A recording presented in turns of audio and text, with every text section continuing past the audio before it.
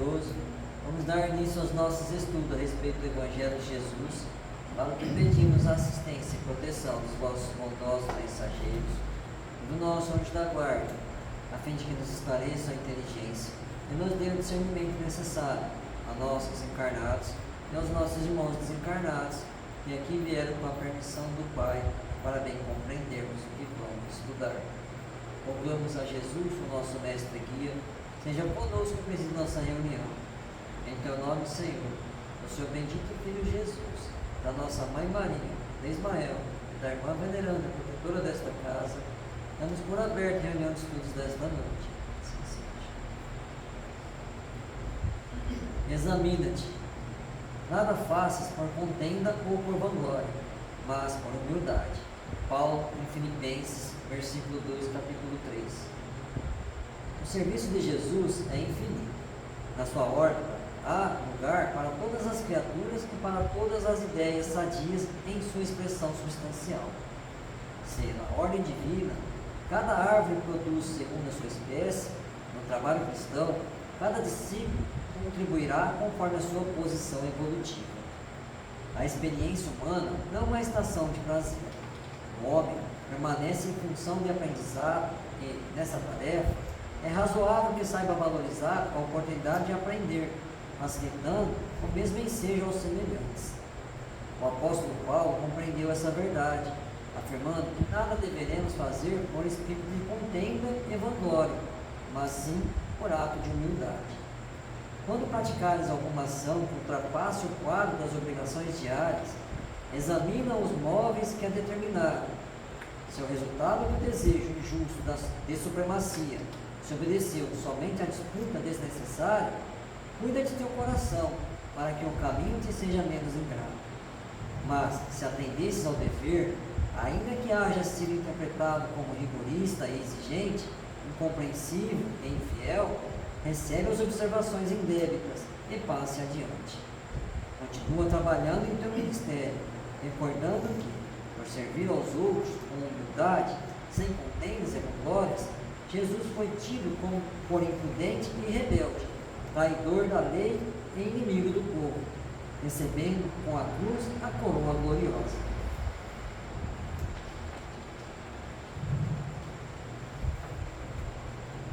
Pai nosso que estás no céu, santificado seja o vosso nome, Senhor. Que venha a nós o vosso reino, que seja feita a vossa vontade, assim na terra como no céu. O pão nosso de cada dia nos dai hoje, Senhor. Perdoai as nossas ofensas, assim como nós perdoamos aos que nos têm ofendido. E não nos deixeis que entremos em tentações, e livrai-nos, Pai, de todo o mal, porque seja o reino, o poder e a glória para sempre. Amém. Espíritos esclarecidos e benevolentes, bondosos mensageiros de Deus, que tendes por missão assistir aos homens e conduzi-los pelo bom caminho, sustentai-me nas provas desta vida. Dai-me força para suportá-las sem murmurar. Afastai de mim os maus pensamentos e fazei que eu não dê entrada a nenhum espírito que tentasse iludir-me e conduzir-me no caminho do mal. Esclarecei minha consciência com relação aos meus defeitos e tirai-me de sobre os olhos o véu do orgulho, capaz de impedir de os perceber e confessá-los a mim. A ti, sobretudo, bondoso anjo da guarda, que mais particularmente velais por mim, e a todos vós, espíritos protetores que por mim vos interessais, fazei que me torne digno da vossa proteção. Conheceis as minhas necessidades, que elas sejam atendidas segundo a vontade de Deus. Que a paz que irradia do coração de Jesus e que abrange toda a terra, possa ser assimilada por todos os corações aqui presentes, tanto encarnados quanto os desencarnados, para que de posse dessa paz possamos compreender as leis que regem o mundo espiritual e dê a sabedoria de praticá-las em nossa vida diária, Senhor. E em nome do nosso Mestre Jesus, da irmã veneranda, protetora dessa casa, da equipe espiritual que nos assiste, bem como dos nossos anjos guardiões, solicitamos que a água aqui exposta seja frutificada em nosso benefício. Que assim seja, Senhor. Damos graças a Deus.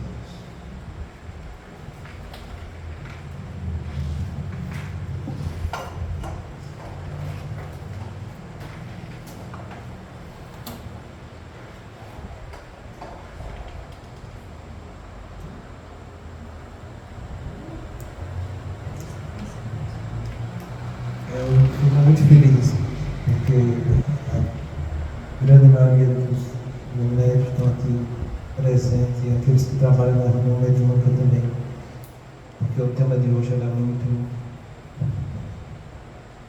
importante e toca a todos nós.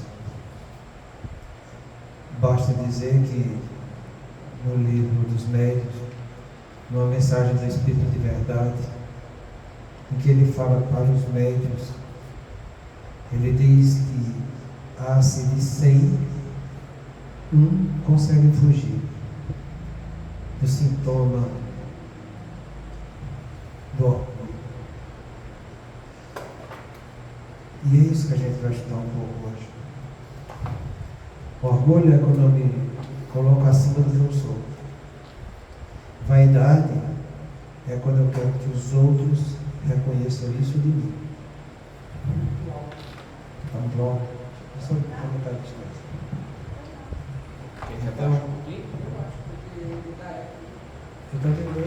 Eu já afastei aqui um pouco. Talvez melhore um pouco afastando. Vê se melhora um pouco. Qualquer coisa a gente diminui lá. E o narcisismo é quando eu me envaideço com o meu próprio orgulho. Então você vê que tudo nasce do orgulho. Quando a gente vai ler o livro Obras Póstumas de Kardec, ele tem um tópico lá, que ele fala do orgulho e do egoísmo. E aquilo ali é muito interessante, pessoal. Ele mostra para a gente que o que faz você ferir o princípio da igualdade é o orgulho. Deus nos criou simples e ignorantes e para todos nós eles nos reconhecem iguais. Quando a gente quer fugir dessa igualdade e quer algum destaque, você faz com que o orgulho surja. E como você quer destaque para o seu ego, o orgulho vai nascer o egoísmo. E junto com o egoísmo vem todas as virtudes morais. Então, se você conseguir combater o orgulho, você vai estar combatendo a causa primordial de todos os vícios e paixões. Você não tem que ficar preocupado com as doenças que nascem do egoísmo. Preocupa com o teu orgulho.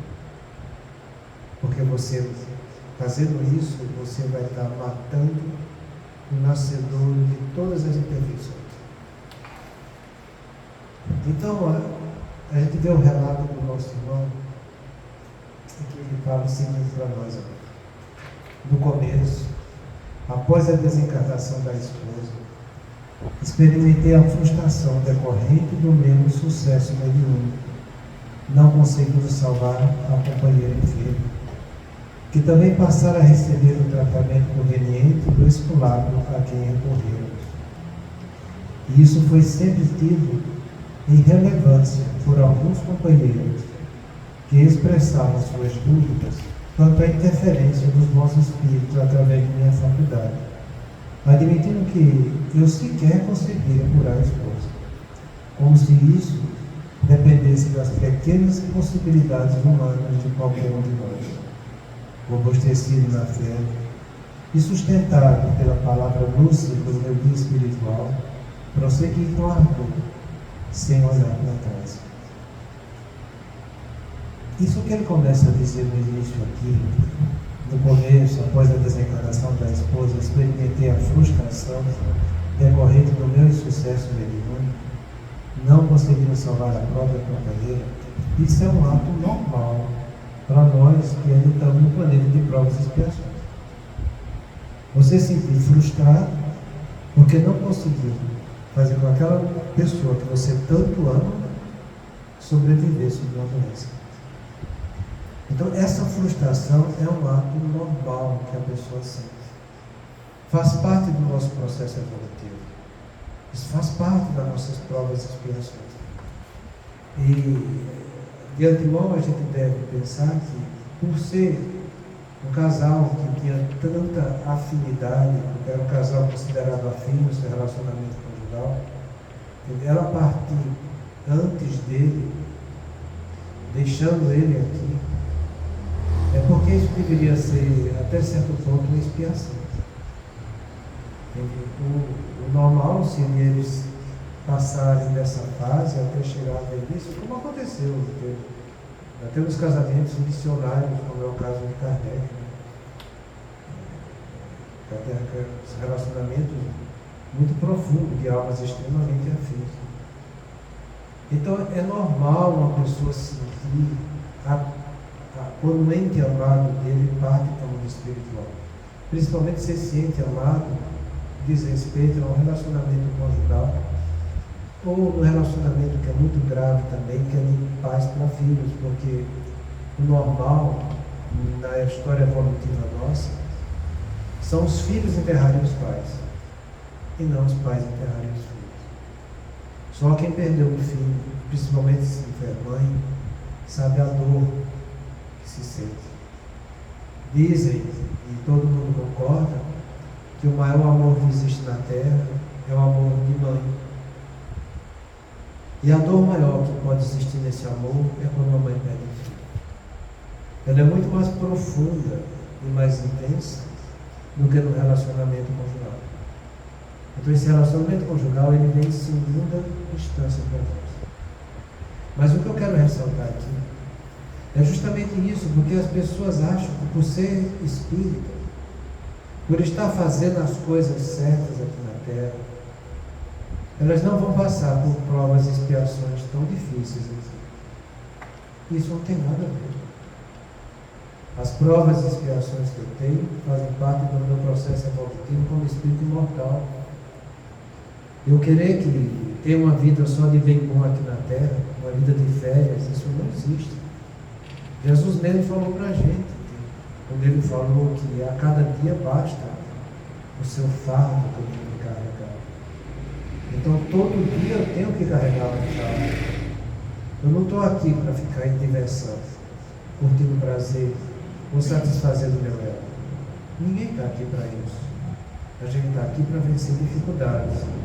E as dificuldades vão surgir em cada dia que eu amanhecer com vida. Até o último suspiro que eu vou estar dando nessa encarnação, eu vou estar passando por provas, por expiações e às vezes por missões também.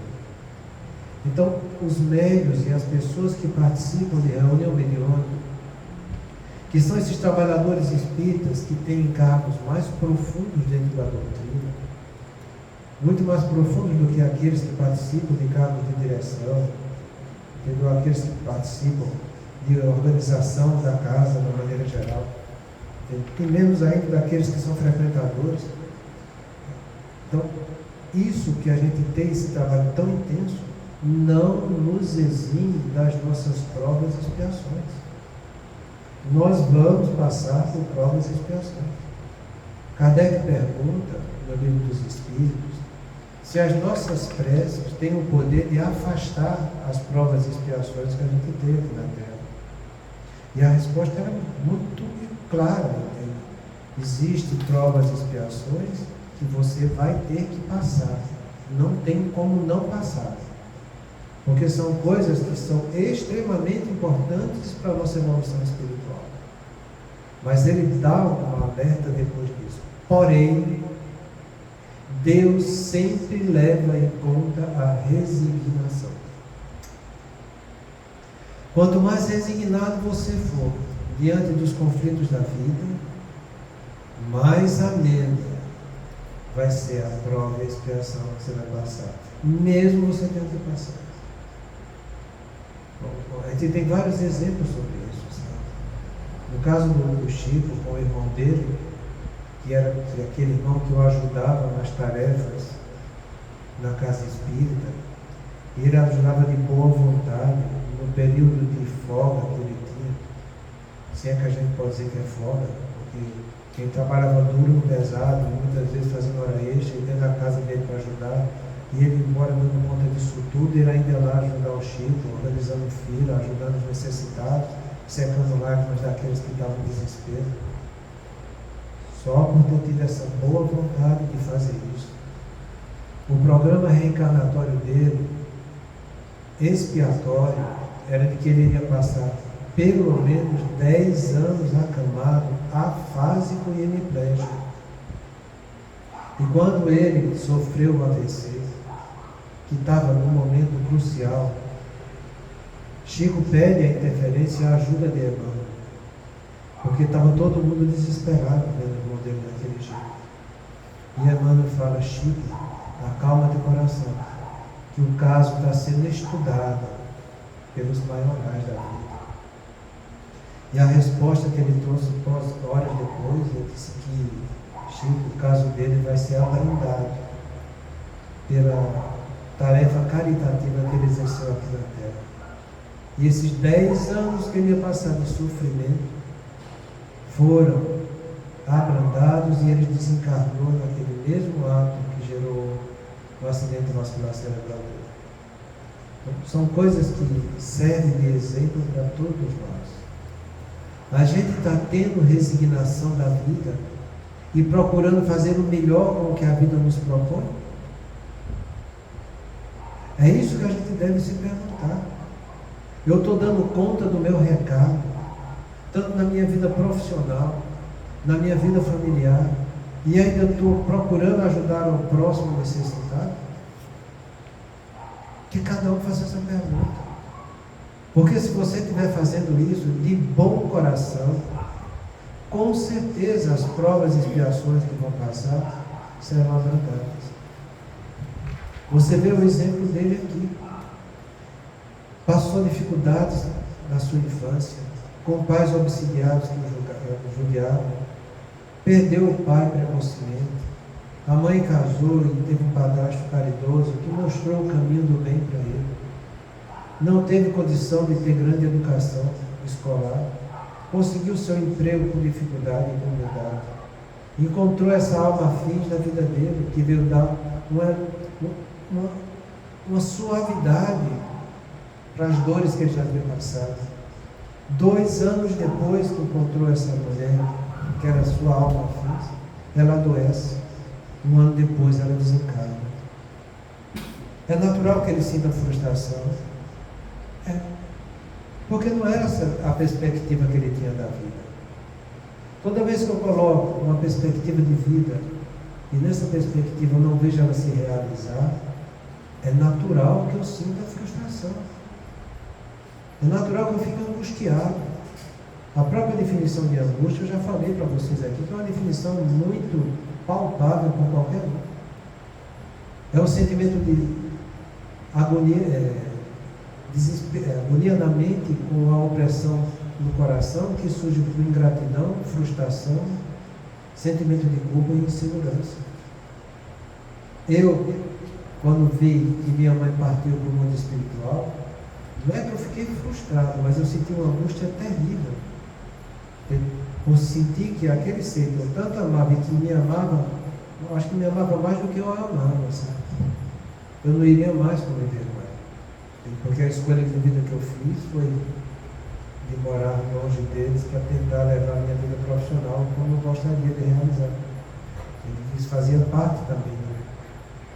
Então, é natural que a pessoa sinta essa frustração, como ele descreve aqui, pelo insucesso mediúnico. E eu pergunto para vocês, será que a gente pode dizer que foi um sucesso mediúnico? Será que foi? Só porque não acalentou as nossas perspectivas de vida por aquela criatura que a gente tanto amava? Sabe Deus qual seria as outras provas e expiações, talvez mais mude ainda para aquele ser, se ela continuasse viva aqui na Terra. A gente não sabe do dia de amanhã. A gente, mal é mal, está aceitando o dia de hoje, com aquilo que a vida nos oferece. Então a gente faz uma perspectiva nossa ainda muito arcaica, muito estreita, entende? Porque a gente não conhece as situações conflitivas nem da nossa vida, quanto mais da vida dos outros, que a gente diz que ama. Porque se você realmente ama, você vai querer o melhor do outro. Porque o amor é um sentimento que predispõe a fazer o bem do outro. E se Deus chamou aquela criatura, embora toda a luta que foi feita aqui na Terra, é porque o bem dela é esse. Porque Deus sabe muito mais o que é amor do que nós. Então, quando a gente ama, mas no sentido real dessa palavra, a gente aceita tudo o que a vida faz. E a gente procura fazer o melhor de nossa parte, para que o outro seja feliz. Porque o amor é isso, é o desejar a felicidade do outro. Mas a gente confunde esse amor com desejo. Desejo que diz respeito ao nosso ego, que quer que o outro venha nos satisfazer, que o outro venha nos dar prazer, que o outro venha sempre preencher uma lacuna que eu considero essencial na minha vida. Então a gente muitas vezes confunde amor com desejo. Eu não estou dizendo que é errado ter desejo. Não é errado. É natural na nossa fase evolutiva aqui na Terra. E a gente pode muito bem associar as duas coisas. O amor com o desejo. E isso, quando é recíproco, é motivo de grande felicidade. Mas cuidado, porque quando você entra no desejo, surge uma coisa muito delicada na vida chamada de apego, que é quando eu quero a exclusividade do meu objeto de desejo. Então eu quero ele ou ela só para mim, porque é ele ou ela que vai me fazer feliz, entre aspas, porque isso não é felicidade. A felicidade é um processo interior da alma, nunca vai ser um processo exterior. Até do ponto de vista de neurocomportamental, já foi descoberto essas duas áreas, uma que gera alegria e a outra que gera plenitude.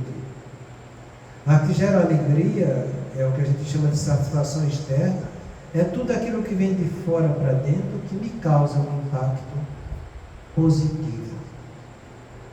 A gente vê as pessoas muitas vezes, entende, dizendo que só vão ser felizes quando conseguir um celular moderno, quando conseguir um carro melhor, quando conseguir uma casa, quando conseguir aquilo outro, tudo de fora para dentro.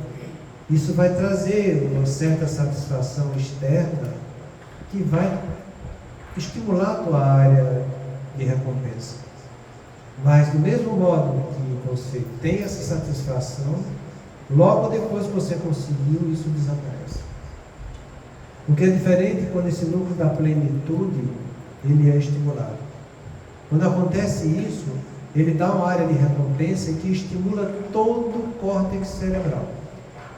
E aquela área, e aquela conquista que você tem, ele é um processo tão ativo e tão dinâmico, que toda vez que você rememoriza aquele objeto de conquista interior que você teve, essa área da plenitude volta a acender e estimular todo o córtex, gerando uma satisfação interna da pessoa. Então não confunda alegria com felicidade. São coisas muito diferentes. Se você está projetando sua felicidade fora de você, você vai ter muita frustração na vida, porque isso nunca vai acontecer. Então cuidado, porque os nossos relacionamentos, principalmente esse relacionamento conjugal que a gente fala, ele é muito bom, é muito prazeroso e vai te trazer realmente felicidade quando existe afinidade entre as duas pessoas. Porque é aí que está em ação o que a gente chama da energia sexual. Não desse sexo vulgar do ponto de vista humano, quando a gente tem só relação sexual entre os órgãos do corpo, entende? Quando eu troco fluidos carnais com os outros, porque também é uma alegria muito passageira. Você sente aquele orgasmo e depois logo já passa tudo. Não vamos confundir essa energia sexual com a capacidade criativa do ser humano de gerar outros da sua espécie. Faz parte também da energia sexual, do ponto de vista material. Mas quando a gente fala de almas afins, o nome não está falando em relação ao corpo, mas ao espírito. São almas, espíritos encarnados, afins, porque eles têm o mesmo teor de vibração, baseado na similaridade dos sentimentos. E quando acontece isso, existe uma troca de fluido espiritual entre um e outro, que é isso que vai trazer a felicidade. Você alimentar a energia do outro, porque você sente a energia do outro com o mesmo teor vibratório da sua energia. Então você dá e recebe continuamente isso aí, que é o que ele sentiu a falta disso, por isso que ele ficou frustrado e não conseguiu salvar o seu ente amado. É isso que a gente chama de força de interação, que é uma força exclusivamente espiritual, que só acontece com almas afins. Quem encontra sua alma afim, o resto dessa energia sexual do ponto de vista carnal perde qualquer significado. Essas definições que eu estou falando você encontra no livro de André Luiz, E a Vida Continua, onde o orientador de André Luiz, no capítulo 17, dá todas essas definições que eu estou passando para vocês. E quando ele é questionado por Andelini sobre ele não ter essa alma afim junto com ele explica para ela que essa alma afim da vida dele continua encarnada. E ele desencarnado. E ela pergunta, mas você não sente a falta de maneira alguma?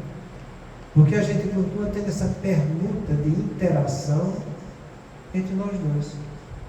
Eu consigo alimentar ela com os sentimentos que nós temos de reciprocidade. Ela consegue me alimentar. E eu não sinto falta nenhuma. É isso que a gente deve entender e que a gente deve lutar para conquistar. Procurar essa alma. E é isso que é difícil da gente encontrar aqui na Terra.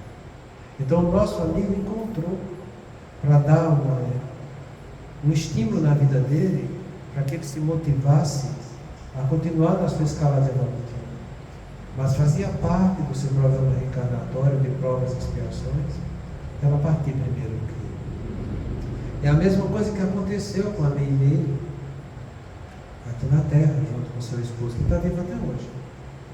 Que são almas que têm essa afinidade desde o tempo que Emmanuel descreveu o livro Ave Cristo, em que ela tinha o nome de Blandina. Essa mesma Blandina que estava com a avó dela no livro A Vida Continua, cuidando do Juninho quando ele desencarnou. E essa mesma avó que ajudava ela é a mesma avó que ela teve no tempo do livro Ave Cristo. Então veja que as coisas, como é bonita quando você encontra essa alma afim. São encarnações e reencarnações, vivendo juntos, um alimentando o outro, na sua escala evolutiva. E a gente deve procurar mais.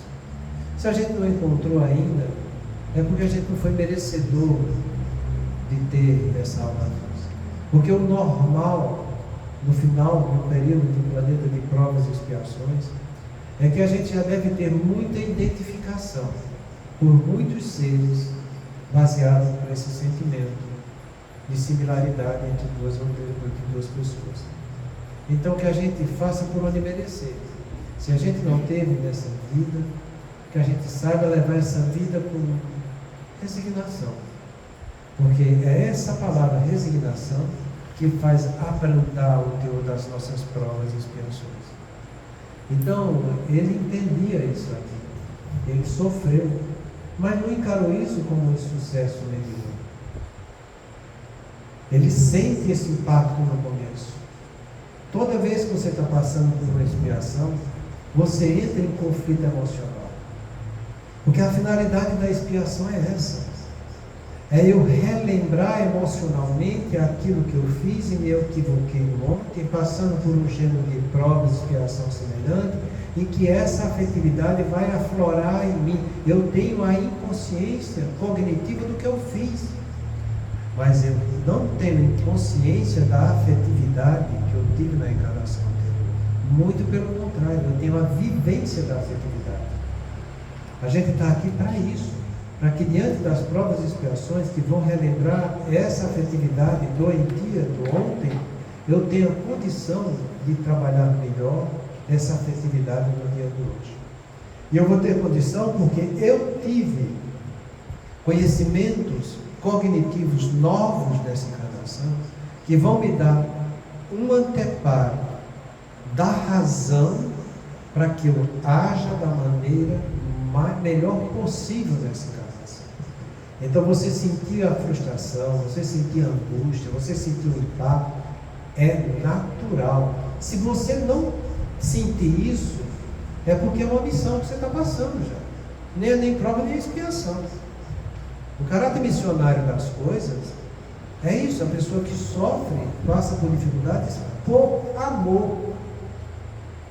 Você acha que Jesus sofreu como a gente sofreria se ficasse na cruz como ele ficou? Não. Jesus fez aquilo por amor, gente. E quem ama não sente essa dor como a gente sente. Quem ama não sente o sofrimento do sofrimento.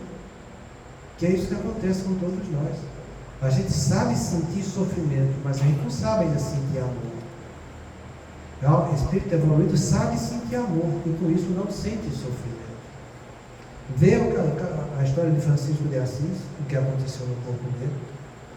Vê as dores que ele passou, mas ele passou aquelas dores por amor. É diferente. A gente não tem essa capacidade de ter esse entendimento, porque a nossa capacidade é muito estreita. É preciso ter evolução espiritual para isso. Então, quando a gente sente essas frustrações, quando a gente sente essas angústias, quando a gente sente esse abalo emocional em nós, seja porque você, como as pessoas dizem, perdeu seu esposo, sua esposa, seu filho, seu pai, seu amigo, quando sua filha está perdendo um amigo, já é o impacto que ela está tendo, perdendo porque vai se distanciar, né? Mas para ela é perda. E a gente tem que começar a ensinar agora que essa perda não existe. Ela vai estar viva, ela vai estar longe. Porque vai ser ensinando isso na infância que ela vai aceitar aquilo que a vida vai tirar dela e ela vai ter já como reagir da maneira correta, sabe? Então a vida vem nos orientando como a gente deve fazer sempre. Então é normal que ele sinta isso. Entende? É normal, principalmente, que as pessoas que são mais leigas do que ele tenham esse comportamento, como ele fala aqui. E isso foi sempre tido como relevância por alguns companheiros que expressavam suas dúvidas quanto à interferência dos bons espíritos através de minha faculdade, admitindo que eu sequer conseguiria curar a esposa. Uma pessoa que é leiga, vai fazer isso mesmo. Entende? Não foi o que fizeram com Jesus? Se eres mesmo filho de Deus, desce da cruz. É assim que vamos colocar. Vamos falar com você. Mas nunca teve um médium que faz cura, né? Existe médium que faz cura mesmo? Existe. Para mim é só Jesus que Não. fazia. Isso é uma das coisas que a gente tem que pensar muito bem, principalmente dentro da doutrina espírita.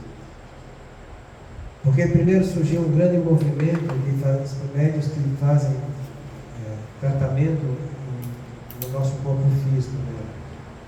Fazendo cirurgias, pegando bisturi, cortando essas coisas, como o Dr. Flitz quando começou. Depois surgiu agora uma nova leva de médios que fazem curas espirituais à distância. Se você for ler o livro Trilhas da Obsessão, que é a história do Davi, esse livro já foi estudado por a gente antigo. A gente já tem alguns traços desse livro. é muito interessante. Tem muitos médicos que recebem suas entidades espirituais e que fazem curas, que interferem. Jesus, quando falou para a gente e ratificou, sois deuses, ele falou uma grande verdade. Quando ele falou que a gente poderia fazer melhor do que ele falou a verdade também. Deus deixa o homem usar o livre-arbítrio dele da maneira que ele acha que deve ser usado. A potencialidade de manipular fluidos existe entre os desencarnados e os encarnados também. A gente pode doar fluido, transferir fluido para alguma necessidade? A gente pode. Você pode pegar parte do seu fluido, que tem o seu plexo gástrico, por exemplo, e transferir isso para o plexo gástrico de outro, para que ele tenha um alívio, uma cura de uma gastrite, dessas coisas. Pode até interferir no câncer de uma maneira geral. Você tonifica o centro de força do outro. E ele tem uma melhora espetacular da coisa. Mas não quer dizer que realmente ficou curado. Porque a cura não é só o que os outros fazem para mim. A verdadeira cura é quando eu me modifico. Não é Jesus que vai fazer cura milagrosa em mim e eu vou ficar curado para a minha eternidade. Não. De jeito nenhum. Quando eu me modifico diante da doença que eu estou passando, eu estou realmente me curando. A gente tem alívio superficial, que é quando eu trato o corpo. A gente tem alívio profundo quando eu trato o corpo espiritual. E a gente tem a verdadeira cura quando o espírito se modifica. Então, Jesus falava, vá. Porque tua fé te curou. As pessoas acham que essa cura é tendo esse alívio Superficial físico, é isso. né? Porque elas só conseguem enxergar isso. Elas não se consideram que são um espírito ocupando o corpo. Elas se consideram um corpo que tem um espírito em algum lugar. E mesmo padecendo fisicamente, tendo essa cura espiritual, teve a verdadeira cura, né? O tanto que eu escuto isso no meu consultório, quando a gente fala dos diagnósticos da doença, né? Afaste de mim, Deus vai curar, Deus cura isso. E a gente fala para ele, Deus não vai curar. E eles às vezes ficam até bravos com a gente, porque você não tem fé, não é questão de fé. É questão de você ter bom senso. Você está querendo ter um privilégio em relação aos outros? Quantos não estão aí padecendo de doença pior do que você e estão levando isso com resignação? Você que tem essa doença que é tão mais superficial, você quer que Deus cure você e não vá curar o outro? O nome disso é egoísmo. E eles ficam muito bravos comigo quando eu falo isso. Entendeu? Mas a gente tem que falar. Porque a gente tem que entender que muitas vezes você tem que falar para o espírito e não para a personalidade que está ali junto com a gente. A verdadeira cura meu só acontece quando eu causo transformações em mim. Por isso que a gente não cansa de dizer: o importante nessa vida não é o que eu faço, mas as transformações que eu gero em mim. Isso sim está causando cura e evolução espiritual para você. Você veja que ele é uma pessoa tão resignada, que ele não ficou restrito ao tratamento mediúnico. Ele também fez um tratamento médico correspondente. Isso é uma das coisas que a gente encontra muita dificuldade dentro da casa espírita. Porque são muitas as pessoas que vêm e chegam para a gente: olha, eu quero tratar só do lado espiritual. Entendeu? Eu não quero tomar remédio. Remédio faz mal. Entendeu? Por isso você vê a ignorância que a pessoa vive. Entendeu? Ele não já tinha esse conhecimento. Fez o tratamento espiritual, estava tratando pelo espírito. Fez o tratamento físico, tratando com o médico. E ela, sendo uma alma já evoluída, iria aceitar isso tudo para resgatar coisas do passado em que ela padeceu dessa tuberculose. E foi coisas que você com certa gravidade, porque ficar um ano sofrendo com a doença, e uma doença crônica que vai gerando uma depreciação constante da pessoa, principalmente nesse tempo que não tem grande tratamento para a tuberculose. É muito grave isso, muito grave. Então, que a gente compreenda que o tratamento que a gente deve fazer no paciente tem que ser o que a gente chama de tratamento holístico, em que você trata o corpo físico, você trata o corpo espiritual, mas acima de tudo, e em primeiro lugar, tratar a alma, daquele que está passando pelo nosso. E o começo do tratamento da alma chama-se resignação. Ela tem aceitação. Entendendo que essa palavra resignação faz parte da definição de paciência. Paciência, que é tolerância, resignação e perseverança. Então, se você está passando por alguma dificuldade na sua vida, na sua personalidade aqui na Terra, entenda que se você quer se livrar daquilo para a sua imortalidade, comece a trabalhar a paciência. Se você não estiver exercitando a paciência, você, além de não receber nenhum alívio de Deus do drama que você está passando, você vai estar marcando para a próxima encarnação viver com o mesmo conflito, ou talvez de uma maneira mais profunda ainda. Porque se você não modifica a sua maneira de viver, de encarar a vida com as doenças que tem, é porque você passou pela expiação, mas você não gerou a reparação. A reparação só acontece quando eu produzo modificações internas do meu espírito, da minha alma, diante do processo expiatório. Então ele fez tudo de maneira correta. Tratou o corpo espiritual, tratou o corpo físico, e fazendo tudo certinho, ainda sofreu a pressão dessas pessoas leigas que ficam depreciando os outros. É muito fácil a pessoa ignorante e maliciosa ficar jogando pedra.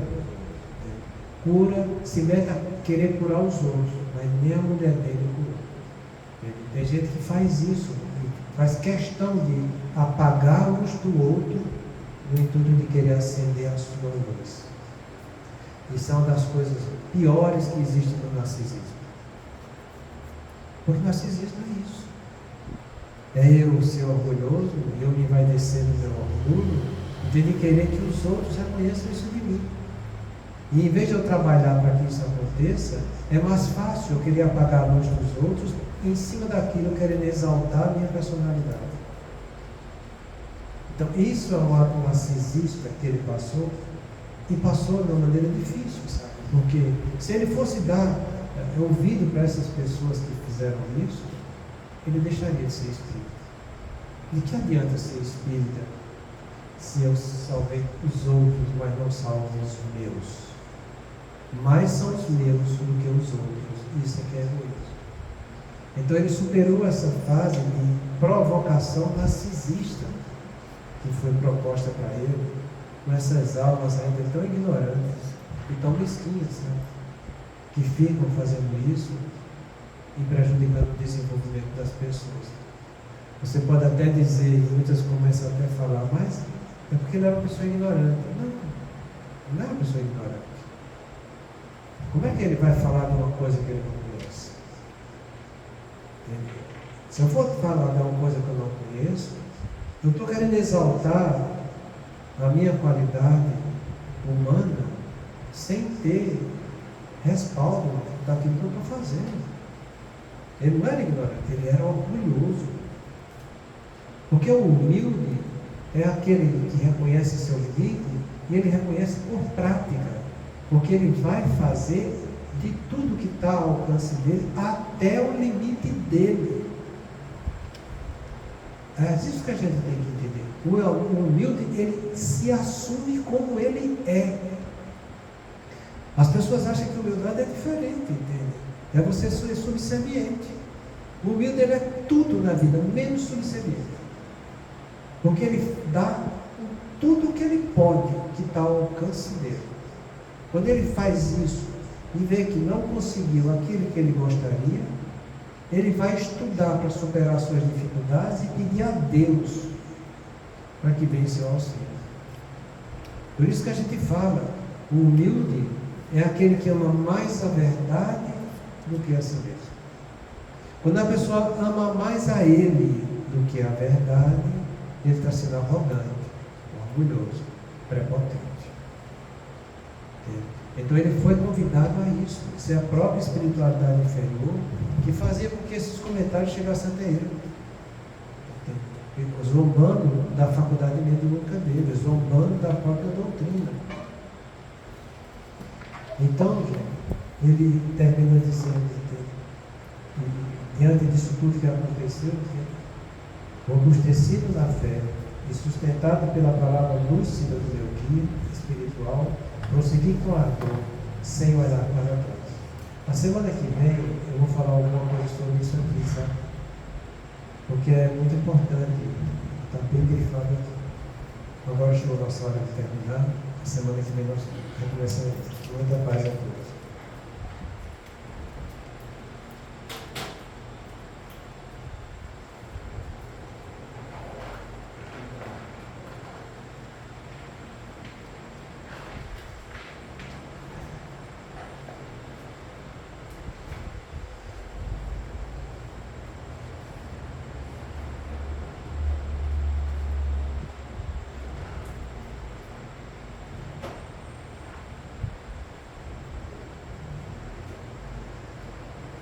Façamos nossa prece para os amigos que ainda não conquistamos. Deus misericordioso, que a tua bondade se estenda sobre todos os espíritos que se recomendam às nossas preces, em particular os amigos que ainda não conquistamos. Bons espíritos, que tendes por única ocupação fazer o bem, intercedei comigo pelo alívio deles. Fazer que eles brilhem diante dos olhos no raio de esperança e que a luz divina se esclareça acerca das imperfeições que os conservam distantes da morada dos bem-aventurados. Abrir-lhes o coração ao arrependimento e ao desejo de se depurarem, para que se lhes acelere o adiantamento. Fazer-lhes compreender que, por seus esforços, podem encurtar a duração de suas provas. Que Deus, em sua bondade, nos dê o entendimento da fraternidade e que nos fortaleça para preservarmos juntos nas boas resoluções. Que essas palavras repassadas de benevolência possam suavizar-lhes as penas, mostrando que nos compadecemos com o seu sofrimento e que lhes desejamos toda a felicidade.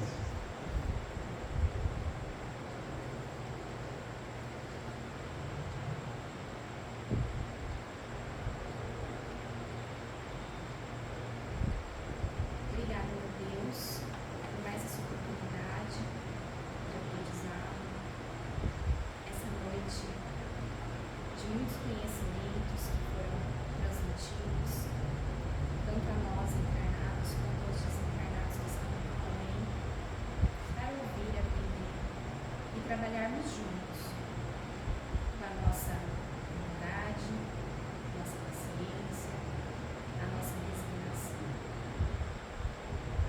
Pai nosso que estás nos céus, santificado seja o vosso nome. Venha a nós o vosso reino, seja feita a vossa vontade